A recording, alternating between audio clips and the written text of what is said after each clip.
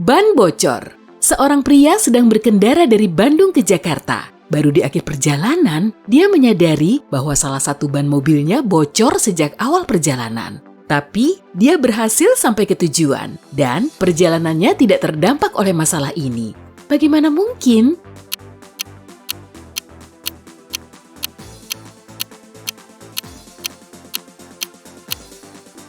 Ban yang bocor adalah ban serep.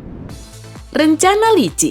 Direktur sebuah perusahaan besar kembali dari makan siang dan menemukan berangkasnya telah dibobol dan seluruh uangnya raib dicuri. Di dalamnya, dia menemukan sebuah catatan. Jangan coba-coba menghubungi polisi. Nah, pria itu justru mengabaikannya dan menelpon polisi serta memberitahu mereka bahwa dia curiga bahwa saudara tirinya Danu adalah pelakunya. Seorang polisi mendatangi Danu dan mengajukan beberapa pertanyaan. Tapi Danu malah menunjukkan lengan kanannya yang dibalut gips kepada petugas dan berkata, "Lihat, lenganku patah beberapa hari yang lalu. Aku tidak bisa masuk ke kantor saudara lelakiku, apalagi menulis pesan." Tidak ada yang bisa dilakukan petugas selain pergi meninggalkan Danu. Dia kemudian memutuskan untuk makan siang di sebuah kafe yang berseberangan dengan apartemen Danu. Setengah jam kemudian, polisi itu melihat Danu meninggalkan rumahnya. Saat itu juga, petugas tersebut sadar bahwa Danu memang bersalah dan bergegas menahannya. Bagaimana dia tahu?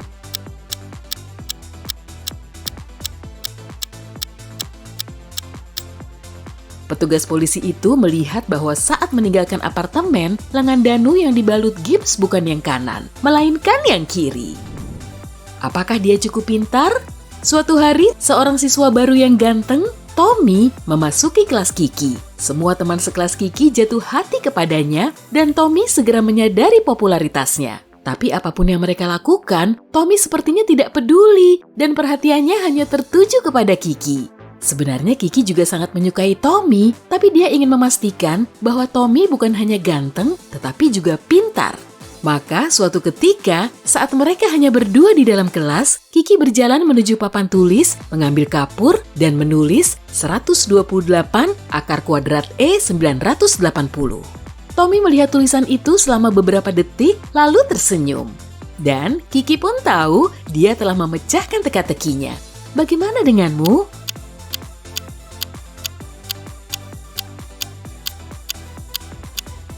Secara matematika, teka-teki ini tidak berarti apa-apa. Tetapi jika kamu hapus separuh tulisan itu di bagian atasnya, kamu akan mendapatkan tulisan I love you. Butuh sedikit memutar otak kan? Manajer yang diberhentikan. Mario, Jamil, dan Bagus bekerja sebagai manajer di kantor yang sama. Suatu hari, salah seorang dari mereka diberhentikan dan salah satu lainnya dipromosikan. Manajer yang tersisa pada awalnya ingin mengundurkan diri, tetapi kemudian berubah pikiran. Kamu tahu bahwa manajer yang diberhentikan lebih tua daripada yang lain dan masih lajang. Jamil lebih muda daripada manajer yang memutuskan untuk tetap bekerja dan dia tidak kenal istri Bagus. Siapa yang diberhentikan?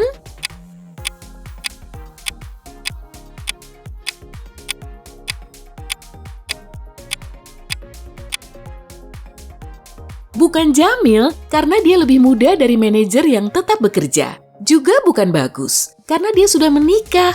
Ini berarti Mario lah yang telah diberhentikan. Jamil mendapat promosi dan Bagus memutuskan untuk tetap bertahan pada posisinya. Teka-teki pedagang barang antik. Daud adalah pedagang barang antik terkenal di kotanya, tapi banyak sekali orang yang iri terhadapnya.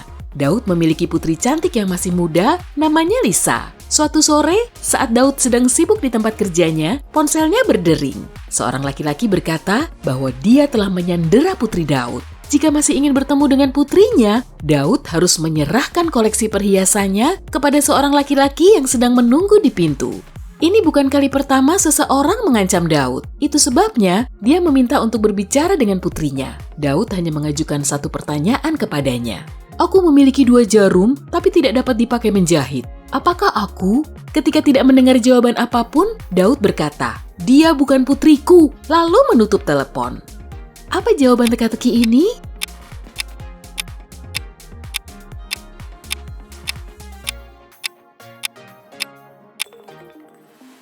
Lisa pasti tahu bahwa ayahnya berbicara tentang jam. Masalah pengemudi. Seorang pria sedang berkendara di pedesaan saat salah satu ban mobilnya meletus. Ketika menggantinya, tanpa disengaja, dia kehilangan keempat baut rodanya.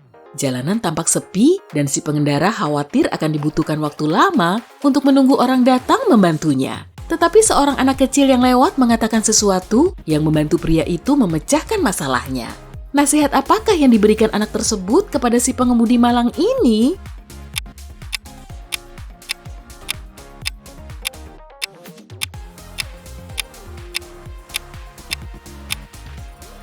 Anak itu memberitahu pria tersebut untuk melepas satu baut dari setiap roda lainnya dan menggunakannya untuk memasang roda barunya. Dengan begini, pria itu akan bisa sampai ke bengkel terdekat. Pencuri tersohor. Polisi telah mencoba menangkap 2 pencuri terkenal selama beberapa tahun dan akhirnya setelah sebuah kasus, mereka berhasil menangkap salah satunya. Petugas menginterogasinya selama 2 hari, tetapi dia tutup mulut soal barang atau uang hasil curian ataupun keberadaan temannya. Tetapi, dalam waktu 24 jam berikutnya, polisi berhasil menemukan di mana barang-barang curian tersebut disembunyikan, di sebuah rumah kecil di pinggiran kota. Di ruang bawah tanah, ada seorang pria yang sepertinya sangat gembira bertemu dengan polisi. Dia berkata telah terjebak dalam rumah itu selama seminggu. Tak seorang pun mengunjunginya dan dia mulai kehabisan makanan. Itu sebabnya dia sangat senang membaca berita baik soal kedatangan polisi di surat kabar. Para petugas dengan segera menyadari orang ini adalah komplotan pencuri yang sedang mereka cari-cari. Bagaimana caranya?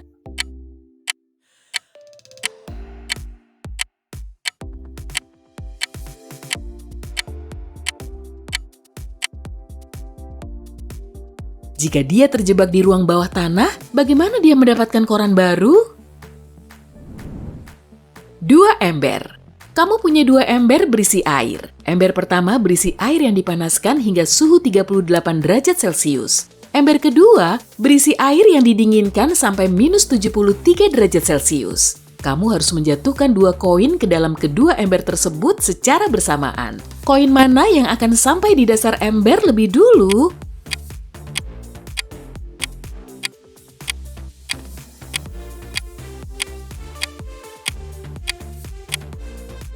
Koin yang dimasukkan ke dalam air hangat.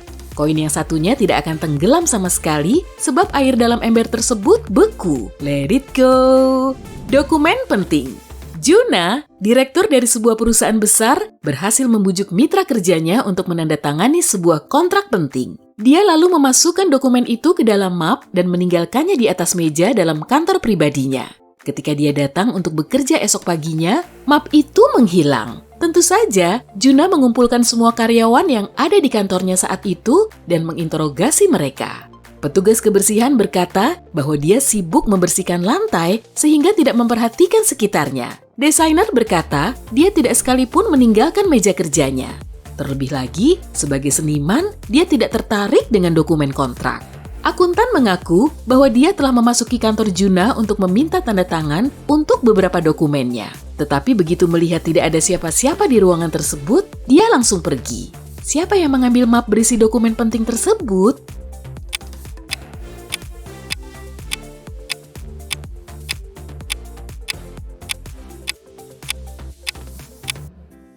Si desainer. Bagaimana dia bisa tahu bahwa map yang hilang berisi dokumen kontrak? Teka-teki kaos kaki. Mamat hanya mau memakai kaos kaki hitam atau putih saja. Suatu sore, dia sedang tergesa-gesa bersiap-siap untuk pergi makan malam dengan pacarnya. Tiba-tiba, listrik mati. Mamat punya 10 buah kaos kaki putih dan 10 buah kaos kaki hitam dalam lacinya, tapi semuanya bercampur aduk. Jika kamarnya benar-benar gelap dan Mamat tidak bisa melihat apapun, berapa buah kaos kaki yang harus dia tarik keluar dari laci untuk mendapatkan 2 buah kaos kaki yang berpasangan?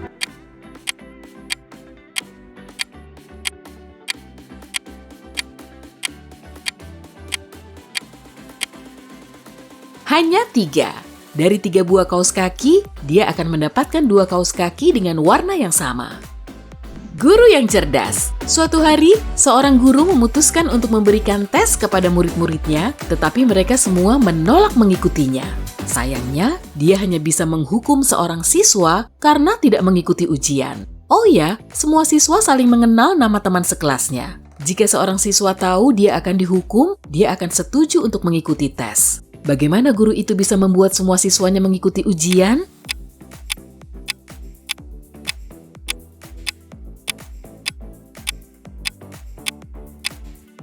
Dia tinggal mengatakan kepada murid-muridnya bahwa dia akan menghukum siswa yang namanya ada di urutan pertama berdasarkan abjad. Maka, siswa ini tidak akan meninggalkan tes. Begitupun dengan orang berikutnya dalam daftar, begitu seterusnya sampai orang terakhir dalam daftar tersebut. Harta karun tersembunyi. Martha sangat menyayangi adik perempuannya, Maria. Tapi suatu ketika, dia harus pergi seharian. Dia tidak ingin adiknya merindukannya atau merasa bosan. Karena itu, ia mengatur acara perburuan harta karun bagi Maria. Sebelum Martha pergi, dia memberikan sebuah peta kepada adiknya dan berkata, "Jika kamu mengikuti petunjuknya, kamu akan menemukan harta karun sesungguhnya." Maria menuju titik awal pencarian pada peta. Dia menghitung langkah kakinya sesuai petunjuk dan berbelok di tempat-tempat yang sudah ditentukan. Akhirnya, dia sampai di titik akhir pencarian sesuai peta dan mulai menggali. Gadis kecil itu terus menggali dan menggali, tetapi masih tidak menemukan apa-apa. Tentu saja dia merasa sangat kesal. Ketika Martha kembali, dia mengambil peta itu dan langsung menemukan harta karun tersebut. Kok bisa?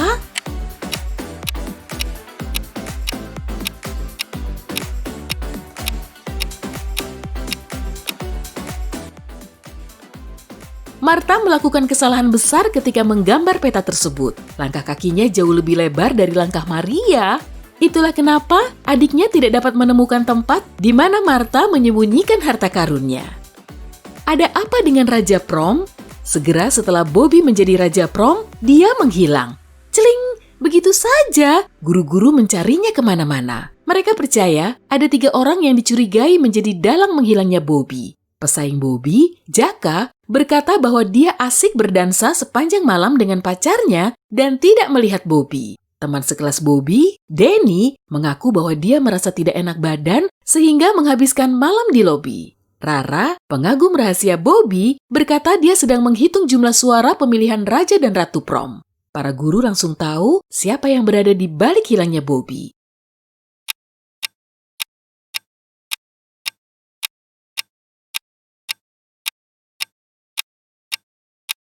Dia adalah Rara. Bobby sudah jadi Raja Prom, kenapa Rara masih saja menghitung jumlah suara pemilihan? Ulang tahun Santi. Santi adalah gadis yang sangat istimewa. Usianya baru 17 tahun sehari sebelum kemarin. Tahun depan, usianya akan menjadi 20 tahun. Bagaimana mungkin?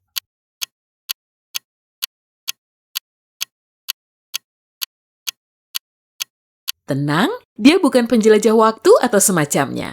Dia lahir tanggal 31 Desember. Jadi, jika hari ini adalah tanggal 1 Januari, maka benar kalau sehari sebelum kemarin usianya masih 17. Hari berikutnya, usianya jadi 18 tahun.